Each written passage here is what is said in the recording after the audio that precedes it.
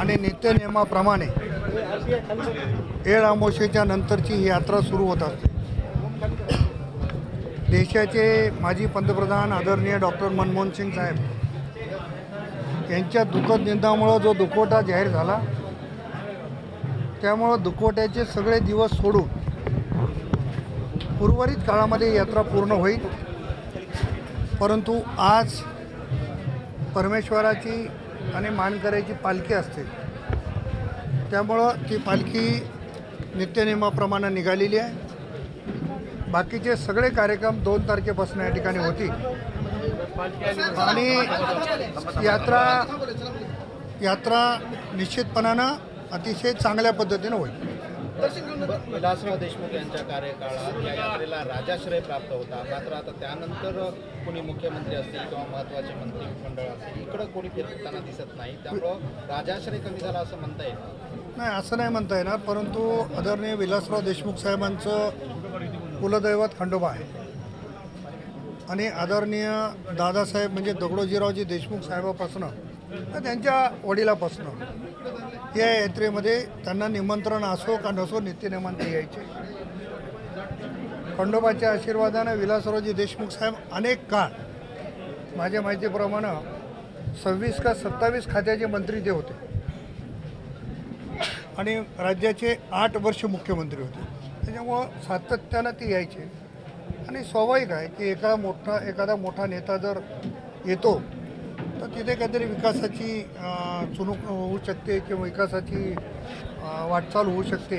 याच धर्तीवर त्यांनी मी 2004ला आमदार झाल्याच्या नंतर 5.5 कोटी रुपयाचा निधी पहिल्यांदा दिला आणि खऱ्या अर्थानं सुरुवात झाली आणि या यात्रेच्या विकासाची खरी सुरुवात आदरणीय विलासराव देशमुख साहेबापासून झालेली गोष्ट खरी।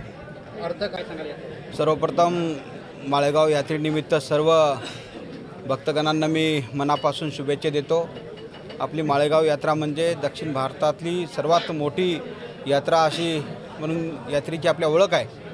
या भागाचे आमदार आदरणीय आमचे प्रतापराव पाटील चिखलीकर साहेब यांच्या नेतृत्वामध्ये या यात्रेचा या ठिकाणी सर्व पाहणी या ठिकाणी त्यांच्या नेतृत्वामध्ये होत असते आणि अतिशय नियोजनबद्ध या यात्रेचं नियोजन या ठिकाणी होतं आहे।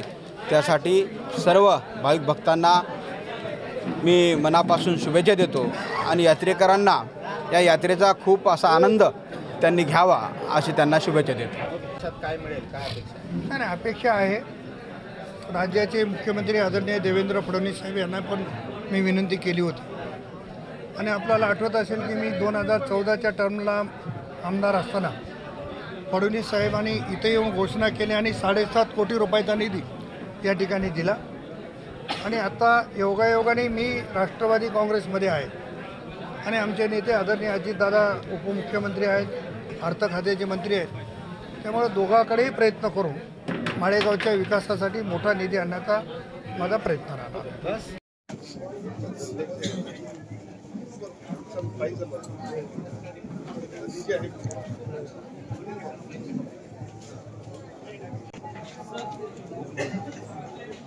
अरे धक्का देऊ नका दादा।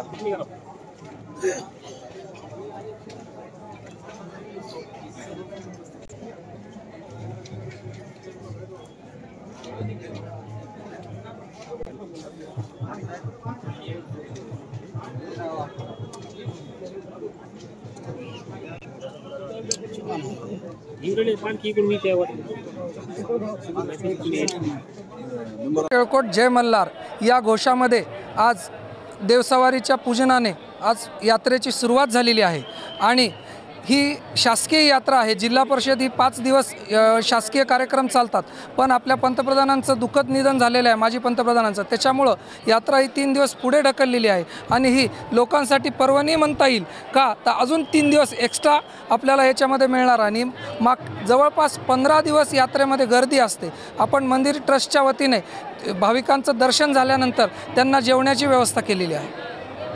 350 ते 400 वर्षापासूनची यात्रेला परंपरा आहे। दक्षिण भारतातली सर्वात मोठी यात्रा आहे आणि आपण भाविकांचा जे आपले मानकरी आहेत त्यांचाही सत्कार करण्यात येतो। जिल्हा परिषदच्या वतीने करतो आणि आम्ही ट्रस्टच्या वतीनेही करतो। आजपासून यात्रेला सुरुवात झालेली आहे, काय आजच्या दिवसाचे महत्त्व आहे? आज माळेगावची खंडेरायाची यात्रा भव्य या ठिकाणी भरते। वर्षभरातून 3 वेळेस आमच्या खंडेरायाची पालखी निघते।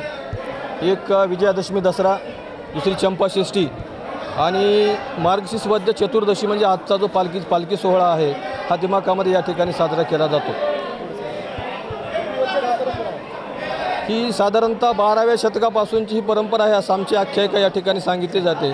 या ठिकाणी थोडा शिलालेख आम्हाला सापडला होता, त्या शिलालेखामध्ये असा उल्लेख होता 12व्या शतकातला असावा आणि हे जे मंदिर आहे हे हेमाडपंथी मंदिर आहे आणि हेमाडपंथी मंदिराची बांधकाम हे त्यावेळेस ते 12व्या शतकामध्ये झालेले आहे। या यात्रेमध्ये विशेष करून आमच्या माळेगाव या ठिकाणी खंडोबा देवस्थान ट्रस्ट जे आहे या ट्रस्टच्या वतीनं या ठिकाणी दर्शनार्थीची पूर्णपणे अशा प्रकारची बॅरिकेटिंगची व्यवस्था केलेली आहे। त्याचबरोबर जो कोणी दर्शनार्थी भाविक या ठिकाणी श्रद्धेने देवाचं दर्शन घेईल त्यासाठी या मंदिर ट्रस्टच्या वतीनं या ठिकाणी विनामूल्य अशा प्रकारची 10 दिवस भोजनाची किंवा अन्नछत्राची सोय देखील या ठिकाणी केलेली आहे।